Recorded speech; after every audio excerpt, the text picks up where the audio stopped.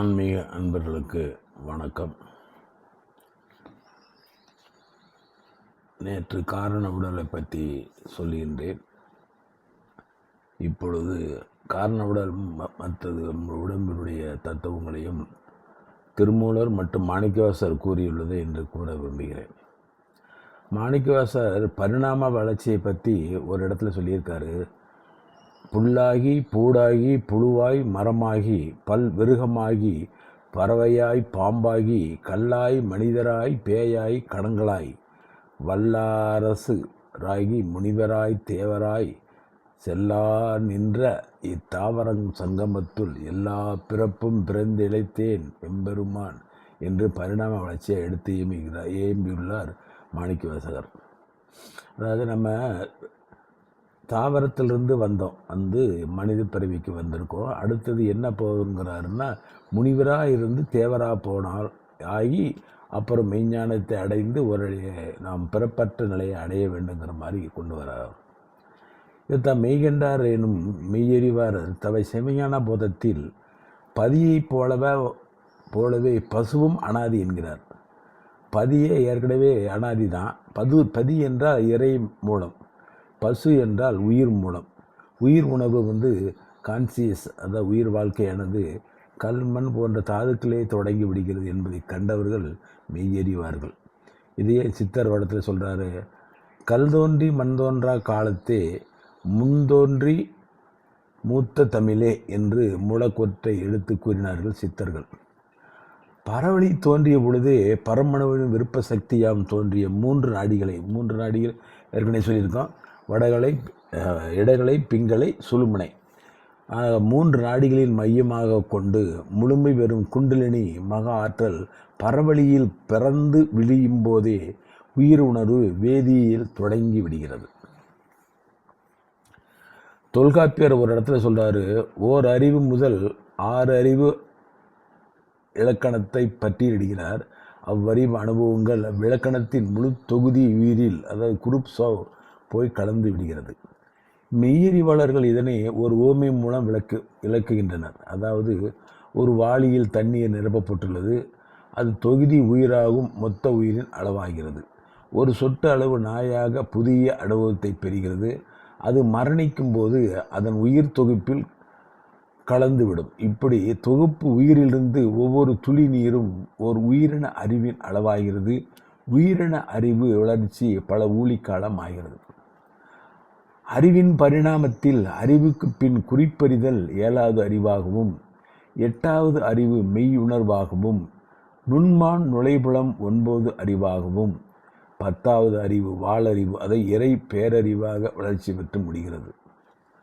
காரண உடல் பிறகு பிறப்பெடாது இல்லாமல், அதாவது பிறப்பில்லாமல் இருக்கணும், ஆன்மா வீடு பேர் அடைகிறது. இதுவே உயிரின் அறிவு பரிணாமமாகிறது. அதாவது நாம் 2 மேலேயும் போகலாம், கீழே போகலாம். மறுபடியும் பரிணாம வளர்ச்சியும் இருக்குது. நாம் சத்துவம் ரஜம் தாமச குணம் ஜாஸ்தி இருந்தவ விளங்கிய நிலைக்கு திருப்பியும் போயிடுவோம். அதனால் நாம் சத்துவ குணத்தையே மேலோங்கி நின்றால் நாம் உயரிய பிறப்பினை அடையலாம். மேலும் நாம் அதிலிருந்து நம் ஞான நிலையை அடைவதற்கு சான்சஸ் இருக்குது.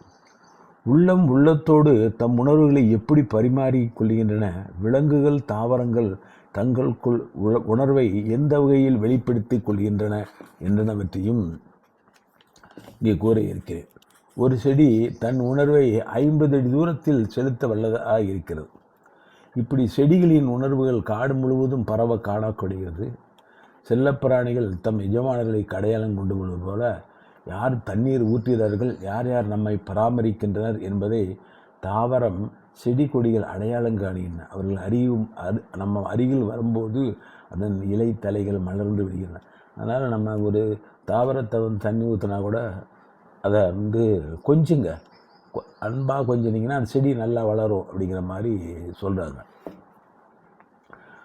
நுண்ணுடலின் இருப்பை காரண உடலால் அலசிய சித்தர்கள் நுண்ணுடலின் பருவத்திற்கு ஏற்ப பருவுடல் இருப்பதையும், சூக்கும உடலுக்கு பாதிப்பு ஏற்பட்டால் பருவுடல் பாதிப்பதாகவும், பருவுடலின் பாதிப்பு சூக்கும உடலை தாக்குவதாக அறிந்து இரண்டையும் ஆரோக்கிய நிலையில் தொடர பிராண உடலை முறைப்படுத்தி வளப்படுத்தி சேர்த்தார்கள். அதாவது நாம் காண்பதே நம் பகுத்தறிவுக்கு அவசியமில்லை. கண்களால் காண இயலாதவர்களை உய்த்து அறிய பகுத்தறிவு காண தேவைப்படுகிறது. காண்பதை வைத்து காண இயலாததை உய்த்து அறிவதும் உணர்வால் அதை உணர்ந்து தெளிவதும் சித்தர்களுடைய ஞானமாகும். அதுவே பேரறிவு என்று சொல்கிறார். நமது தென்முக கடவுளாகிய தட்சிணாமூர்த்தி ஒரு இடத்துல சொல்கிறாரு. அது எப்படி பரஞ்சோதி முனிவர் ஒரு இடத்துல குறிப்பிடுகிறாரு. ஓதாமல் ஓதுவது சொல்லால் அல்லாமல் மோன நித்திரை பயிற்சிகளால் அறிவது ஞானக்கல்வி. தட்சிணாமூர்த்தியின் சின்முத்திரை வடிவம் மோனம் மூலமாகவே போதிக்கும் சின்னம். இதைத்தான் பரஞ்சோதி முனிவர் ஒரு கவிதையில் சொல்கிறாரு. கல்லாலின் புடையமர்ந்து நான்மறை ஆரங்கம் முதற்கற்ற கேள்வி வல்லார்கள் நால்வர்க்கும் வாக்கிறந்த பூரணமாய் மறைக்க பாழாய் எல்லாமாய் அல்லதுமாய் இருந்தனை இருந்தபடி இருந்து காட்டி சொல்லாமல் சொன்னவரை நினையாமல் நினைந்து பவத் தொடக்க வெல்வம் என்று சொல்லாமல் சொல்லும் கல்வி முறையை குறிப்பிடுகிறார் பரஞ்சோதி முனிவர். இதய பண்பாட்டுடையும் இணையும் இணைப்பே மெய்ஞானமாகிறார். இதே திருமூலர் ஒரு இடத்துல திருமந்திரத்தில் சொல்கிறாங்க. காட்டும் குறியும் கடந்தவ காரணம் ஏட்டின் புறத்தில் எழுதி வைத்தன் பயன் கூட்டும் குறுநந்தி கூட்டிட நல்லது ஆட்டின் கழுத்தில் அதற்கிடந்தற்றே அப்படின்னு சொல்கிறாரு திருமூலர் ஒரு இடத்துல. அதாவது மெய்ப்பொருள் விளக்கங்களை சைகையால் காட்டும் குறிகளின் அடையாளங்களுக்கு அப்பாற்பட்டு இருப்பதை ஏட்டில் எழுதி வைத்து புரிதலுக்கு உட்படுவது ஆகாது. ஒவ்வொருவருக்குள்ளும் இருக்கும் உணர்வை குருவர்களால் கூட்டி வைக்கும் வேளையில் நான் இழந்த சமாதி நிலையிலிருந்து சுய அனுபவமாக விரிவதில் உண்மைகளை கிரகிப்பது ஓதாமல் ஓதும் கல்வியாகிறது. ஓங்காரம் பிரணவம் பிரபஞ்சம் என்பதும் கருமுட்டையாக இருந்து உடைந்த போது ஒளி பிரவாகத்தில் பல்வேறு ஓசைகளாய் பற்பல ஒளி வண்ணங்களாய் அலைபாய்ந்து முட்டி மோதியதனால் உருவான வேதியியல் மாற்றங்களின் உருவாகப்பட்ட அணுக்களின் சேர்க்கை காலப்போக்கில் மின்காந்த விசைகளால் பிரபஞ்சம் இயக்கத்தில் உள்ளாவது போல பிரணவக்கர அணு மனித உருவ தோற்றத்திற்கு மூல அணுவாக முதலில் மூளையே உருவாகின்றது. இதிலிருந்து காரண உடல், நுண்ணுடல், பருவுடல் என ஒரு உடல் தோற்றத்தை பெறுவதால் மூளையின் பூர்வீகம் காரண உடல், காரண உடம்பின் பூர்வீகம் பிரணவம். பிரணவ அதிர்வு ஓசைகளாக, ஒளிகளாக, நிறங்களாக, அணுக்களாக, ஆகாயமாக, காற்றாக, நெருப்பாக, நீராக, நிலமாக, கிரகங்கள், நட்சத்திரங்களாக, பூமியில் இயற்கையாக, உயிரினங்களாக விரிவடையும் பிரபஞ்சம் மூலம் ஓம் என்றும் ஓங்கார இயக்க பேரறிவு கடவுள் என்றும் சித்தர்கள் கூறுகிறார்கள். அனைத்து மனித மூளையின் தாய் தந்தையாக விளங்கும் காரண உடலால் அமையும் உணர்வால் கிரகிக்கப்பட்ட மெய்ஞானமாக விஞ்ஞானமாக அறிவியல் வளம் வருகின்றன. யோக நிலையில் பயிலாமல் நமது விஞ்ஞானிகளால் எப்படி பிரபஞ்சத்தை அறிய முடிகிறது என்றால் அவர்களின் முனைப்பு ஒன்றில் கூடுவதே யோக நிலையின் மேன்மைகளை பெறுகிறது. ஒரு முனைப்பின் இளையமே பேரறிவின் உணர்வாக வெளிப்படுகிறது. மனித கண்டுபிடிப்புகள் எதுவானாலும் அது ஒரு முனைப்பின் உணர்வால் பெறப்படுகிறது. இதைத்தான் திருமூலர் எந்த இடத்துல குறிப்பிடுறாரு திருமந்திரத்தில். நின்றார் இருந்தார் கிடந்தார் எனவில்லை சென்றார் சித்த மோன சமாதியாம் மன்றேயுமங்கே மறைபொருள் ஒன்று உண்டு சென்றார் களைந்தவர் சேர்கின்றவாறே அப்படி என்றும் இன்னொரு இடத்துல உணர்வுடையர்க்கெல்லாம் குளமுகுந்தோன்றும் உணர்வுடையர் குருதுயரில்லை உணர்வுடையார்கள் உணர்ந்த அக்காலம் உணர்வுடையார்கள் உணர்ந்து கண்டாரே அப்படின்னு சொல்றாரு திருமூலர். அதாவது நின்றார்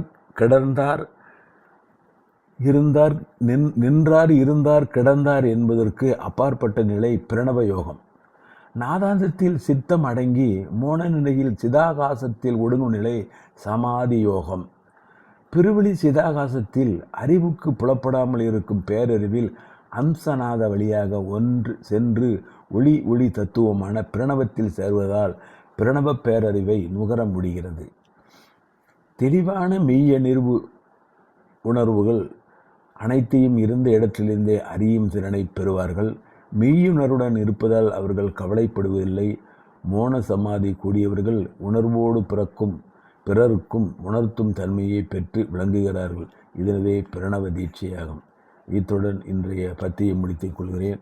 நன்றி, வணக்கம். நாளை தொடரலாம்.